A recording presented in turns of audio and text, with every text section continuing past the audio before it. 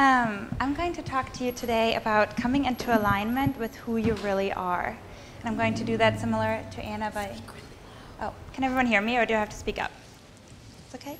All right, tell me if I get too quiet. I have a tendency to do that. But my story really started about 6 years ago when I was living in New York City with a bunch of really fun girlfriends of mine in a cute apartment. And I was attending Columbia University for a post-bac pre-medical program in order to follow the legacy of doctors in my family. My parents are doctors, my grandparents are doctors. I'm from Germany, so in that world, I had made it really far, all the way to the United States. And so on the outside, everything looked great. On Facebook, I was all set. My pictures did the job. And the reality was, however, that I was literally screaming on the inside. I was completely stressed out from all of the pressure and toxic competition at my post-bac pre-medical program. And like it goes, when you're really stressed out in one area of your life for a prolonged period of time, it starts to affect everything else as well. And so my love life was a complete mess. I was constantly dating guys who were emotionally unavailable because I wasn't emotionally unavailable. And my relationship with my body was completely off too, because with food and exercise, I continued to cycle between overindulgence and guilt. And I know many of you can probably resonate with that kind of vicious cycle and how awful that can feel. And internally, I was constantly beating myself up for not being smart enough, not being good enough, and like having to be better. And that really started taking its toll on my whole relationship with myself. And one morning specifically, I remember I was on the train up to Columbia, and I'd been up all night studying, and I literally just had tears running down my face because I was so exhausted.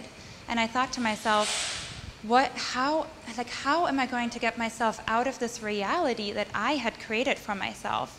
And more so even, how am I going to get myself out of this reality without disappointing everybody around me who had this image of Dr. Zwick, Dr. Caroline already formed for them? And that was really, really difficult for me to even admit that I hated what I was doing. And on the train, I remember clearly that morning thinking to myself, what if this train just crashed? I wouldn't have to explain anything to anybody. And that really shows you how trapped I felt in my life at that time. And what ended up happening is I finished Columbia. I took the MCAT, which, if you don't have to take that, don't do it. It's horrible. But I did that, and I applied to medical school. And during the second year at Columbia, my back started hurting really badly. And I started having pain shooting down my legs, and at one point I couldn't even move my right toe. But I was really good at pushing through, putting on a smile, pretending like everything's fine. And I reacted to my body and to this pain that I started to not be able to really ignore anymore, with a lot of anger against my body, because I felt like this pain was holding me back from creating this picture-perfect life that I thought I had to somehow create. And I ended up self-medicating myself for a little while, and that didn't really work for that long. And I ended up going back to Germany, to where I'm from, my little town, and I was diagnosed with 2 herniated discs in my lower spine. And experts in Germany that I was talking to said that I had to get surgery, and that was a huge wake-up call for me. And the thing that happens when you can't really actively stay busy, and when you're really forced to rest, for me the scariest thing that I could possibly imagine happened, and that was to actually feel myself and feel all of this stored up unhappiness and anger that I've been sort of bottling up for 2 years at that point, or like a year and a half, 2 years. And bless my parents for sticking with me during that time. It was not a pretty or a fun time at all. And right around that time also, I was on a trip to Ireland with my brother and my dad, and I dragged myself out from the bed that I spent most of that time in, and I just had to get out. And I remember walking down to the beach and sort of going on a walk, and the wind was blowing in my face, and I again had tears streaming down my face. And I sent out this prayer, or this question, and I just said out loud, God, just tell me what to do. And I didn't really expect an answer back, but all of a sudden I got this message that was kind of like an epiphany, saying, what kind of sign are you waiting for? And in my head, I kind of giggled. I was like, I think I've been waiting for God to literally part the clouds and pop out his face and be like, no, you should do this and that, you know? And that's really the moment when I realized that my back pain was that sign. It really was, you know, telling me that I was going down the wrong path, and I just wasn't willing to see that. And that was a really, really big realization for me, because it started a whole new journey of befriending my own body and trusting it again, rather than thinking that my body wants to, you know, work against me somehow and is causing me pain for no reason. And so my body really, or my injury more so, really was the biggest blessing in disguise, because it forced me to do the thing that I most resisted yet most needed. And that was to rest, to recover, and to really realign my life with who I actually am. And that really, for me, required was surrendering a lot of that kind of like built up and self-imposed perfectionism that I think a lot of people in this like busy life can really resonate with. And so, you know, my injury was really, for me, the biggest blessing in disguise in retrospect. And so during that recovery time, I did a lot of work, a lot of inner work, and a lot of work around releasing family patterns and understanding family patterns. And I started asking myself these real identity questions of, who am I?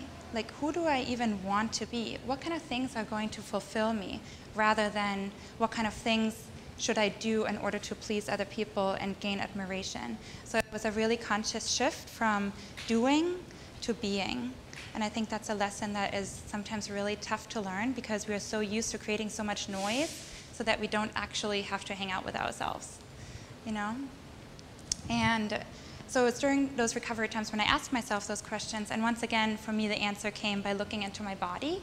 And so I looked at the spine specifically because I started getting really interested in symbology and symbols and that kind of thing. And if you look at the spine, it's really the perfect image for balance. It's made up of hard bone and soft vertebrae, and it's really this perfect interplay of masculine and feminine forces, and softness and kind of drive in the spine. And if the spine is healthy, that interplay works really perfectly. And what happens with the herniated disc, there's literally no space for flexibility and softness and femininity and play. And that was exactly what was going on in my own life. So my spine was literally the image of what was happening in my life in the grand scheme of things. And again, that was another huge step where I was like, oh, my body is so freaking smart. I can actually trust that it gives me the things that I really need to see. So, oh, and on a side note, what I like to say also is, so much of that perfectionism and of that like needing to control things a lot of times is self-imposed. Even though we sometimes think that it's the external environment making us seem a certain way or create certain lives, most of the time it's really self-imposed. And the great thing about when something is self-imposed is that you also have the power to withdraw it. So I just want to, you know, offer that message to all of you. But to finish my story, I ended up withdrawing all my med school applications, which was such a powerful experience. And then I ended up getting my master's in counseling psychology instead, and I moved to the Santa Barbara Mountains in California, which was a big shift from being on the train in New York City. And I got my master's with an emphasis on dreams, the mind-body connection, the imagination, and like the unconscious at large. And it was such an amazing experience because it really focused on the human soul, and like I was finally talking about all of these things that I was really interested in. And of course, it also started my whole journey into life coaching, which I'm, you know, so grateful to have now in my life. And again, when one thing in your life shifts and you start to really step into your purpose and to things that you're meant to do, everything else starts shifting as well. And so I met pretty much as soon after I started that master's program, I met the guy who I'm going to marry in August. And my relationship with my body changed completely too, because it was no longer having to live up to this perfect state and this constant cycle of overindulgence and guilt.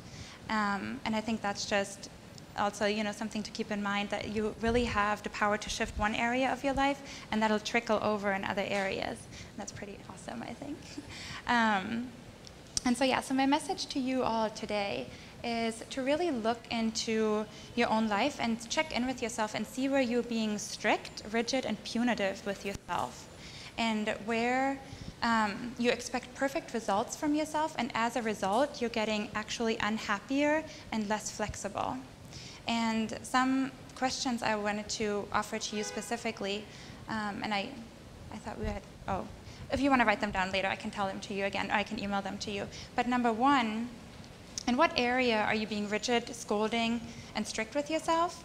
Number two is, what are some clues and signs that already exist in your life that you're not really willing to see, because they are there? And if you can be in tune with the things that are, happening in your life, good or bad, those are really great pointers to move you through your life and being aligned with your actual identity and who you really want to be. And then number three is, what's one thing that you can do or commit to in order to make your life a little bit easier and more joyful, even if that means not being perfect. So, thank you.